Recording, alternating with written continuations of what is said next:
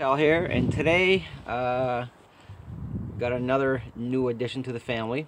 This is going to be a 460 corner chat. It's going to be brief, maybe a couple of minutes. Nothing really special that I bought. It's a beater gun, meaning if you don't know what a beater gun is, it's something that you purchase on the cheap, but it works.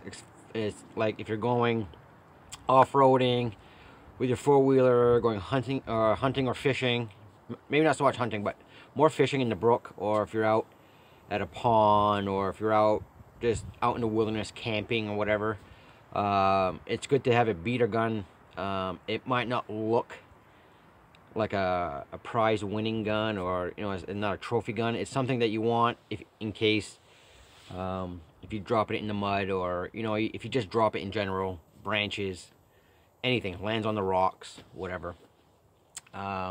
Something that I wanted for like a little while, and I found one. It was $260, and it's a Taurus 66 357. I'll show you in a minute. It's a 357 Magnum, because I didn't want anything less than that in the woods. Bear protection or anything like that. 357 is moderate. No, we got black bears in Maine. We don't have grizzlies or brown bears. So 357 44 Magnum under normal, with the right projectiles, the right bullets, it's going to do just fine. Especially if you hit where you need to hit, because there's a lot of stuff online saying, stories saying that guys shoot, or people in general, that got attacked by bears. 357 was just bouncing off their forehead after when the animal was taken care of. But there's other ways to distract a bear, like the bear spray. A lot of good reviews on bear spray, and the numbers are out there of 80% of the attacks of bears, they went away, and no harm, no foul. So that worked. There's different tactics, but what if that bear spray don't work? What if it's windy and it's a crosswind?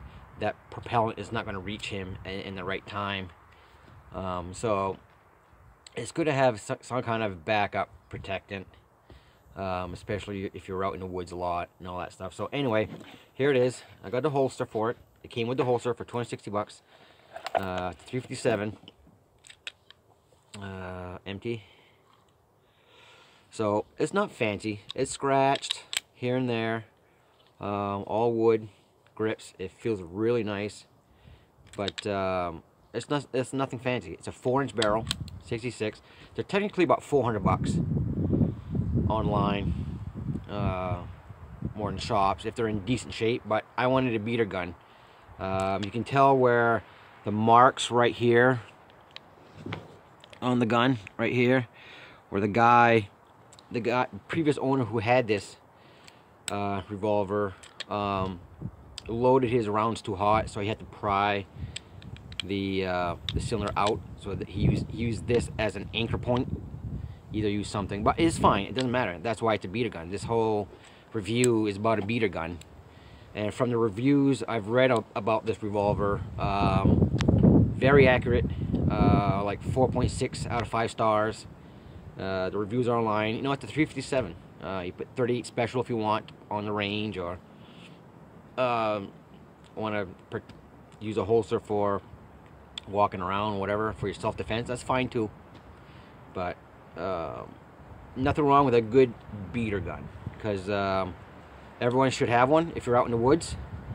It's just a Taurus, but made in Brazil. They made a lot of these. I think this one stopped in the 90s, I believe. I didn't go too deep in the history, but it's a decent gun. It's it's a 357. Nothing fancy.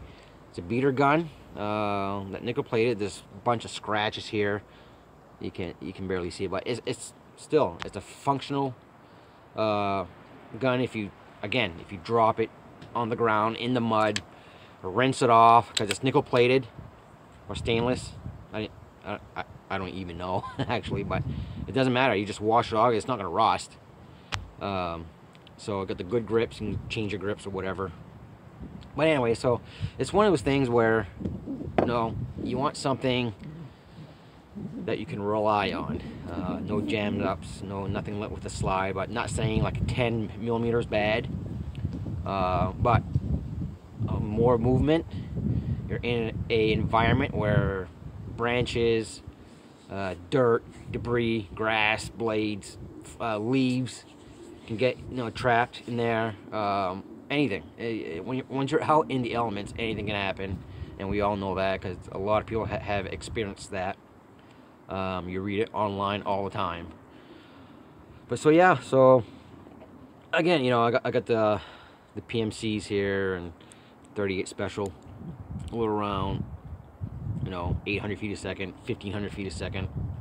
Obviously, I'm not going to carry 38s in the woods. I'm going to use, you know, something equivalent to this kind of bullet, or even like a the extreme penetrator or something, because you need something that's going to work and stop the whatever's coming after you. So, but does it mean you don't want to provoke that? That's just the last resort. A weapon or bear spray or something in that nature is usually just last resort, life and death. You don't want to provoke a mama bear when she has her cubs. You walk the opposite direction. You know, that's the right thing to do. You know, go around it, or you know, they'll take off or whatever. But in case of an accident, this is just for, you know, the last minute. This is for life and death. You know, you don't just provoke animals with, you know, shooting them just because they're there. So, you know, just a little video. It's a brush gun, not a brush gun, but just a beater gun, and just bought it used for 260 bucks. I wanted a 44 Magnum, but there wasn't one, and 44 Magnums are a little more expensive. You know, it's a bigger caliber, but for just in the trail, riding four-wheeler in the woods, it's just something that you can have just in case something happens. That's all. 9mm is nice for if you're, you know, going around town and stuff, but once you're in the woods, you need something a little more power, the energy. I'm not saying 9 is bad, but the projectiles are heavier, way heavier in a 357, so a little more volume, not volume, but a little more mass going down range at the same speeds as a 9, and like a 45-70. Which one do you want at 100 yards, 45-70 or 30-yard 6? Pretty both effective, but 45 has more mass to it, so the energy and will impact it harder because it takes that much more energy to penetrate it, because it's that much round. The projectile is a little more round, you know, bigger in diameter. So I know a lot of you guys know that.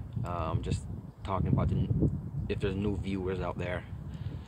So anyway, so that's a little brief of my little my beater gun. I would think everyone should have one if you're out in the woods. 44 Magnum, anything kind of like that. 44 Casull. You know, I got my 460, but it's kind of big to carry all day if you're out four-wheeling. So you need something that it's not equivalent, obviously, but it's just enough to, you know, just to save your life. You just need it for that last minute stand, and that's what a beater gun should be. And not care if it gets scratched, but it needs to be function. Make sure you keep it clean, keep it lubed up, make sure everything works, change the parts that you need to be changed, springs or levers or rods or anything, the ejector, nothing's bent, make sure everything's tip-top shape. It's like a car, like a rat rod. You can have a 1950 body Chevy truck body on a brand new S10 with a 450 horsepower motor with all the right gears, and it goes down the quarter mile like in 10 seconds. You know, a beater, but yet you want everything to work right. It's the same effect. So anyway, this is 460 style, guys. Keep it safe, and spring is here. It's in March, so let's get you guys back out there to go shoot and be safe, and If you can bring new shooters to the range, do it.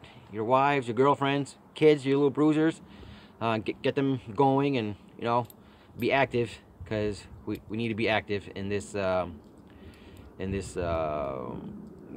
the Second Amendment stuff. So it's very important. But write a comment, subscribe, and write down. You can just say yay, nay, or whatever you want. So all right, guys, be safe, 460 style.